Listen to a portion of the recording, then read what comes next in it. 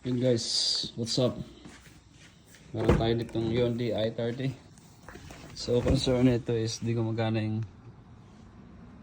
windscreen washer. Yun, di gumagana. Harap likod guys. Ayun, di rin gumagana yun. So check natin yan. So tara, let's go!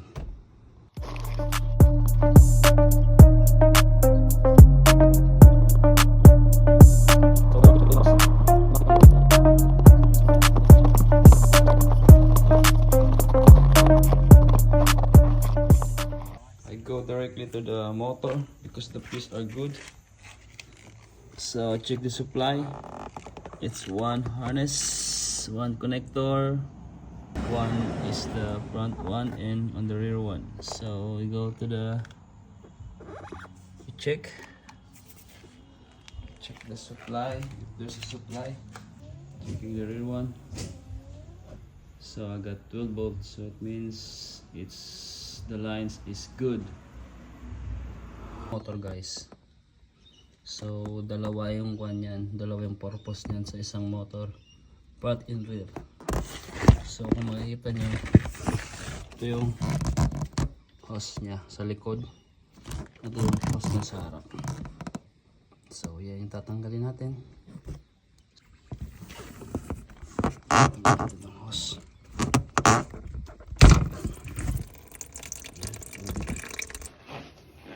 So ito yung luwa guys. Ito yung chinek natin na wala ng buhay. So ito yung bago niya. Order natin sa AliExpress. Yan. Tingnan natin kung gumana. May bago na siyang rubber seal. Nandun. Papalitan natin. So pro tips lang guys. Putulan nyo to ng onte. Kasi buwanghang na yan eh. Buwalwal na. Yan. Yung rubber nya. Putulan mo lang siya ng onte. Then salpak nyo na yung bangko. Para lock na lock talaga siya. Yan.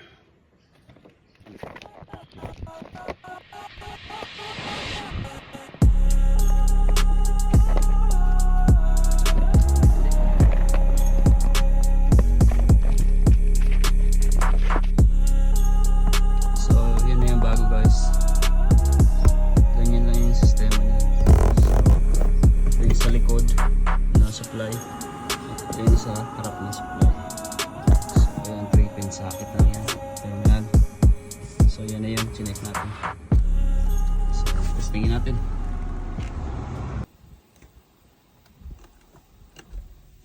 So ayan guys, after natin napalitan yung water pump motor, so ayan, test operation tayo.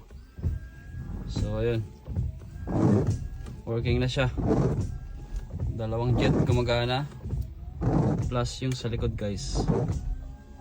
Ayun, nakita nyo ba? Tumutulo. So ayan. Good. So ayan lang guys. Napakasimple lang. Thanks for watching. Bye bye.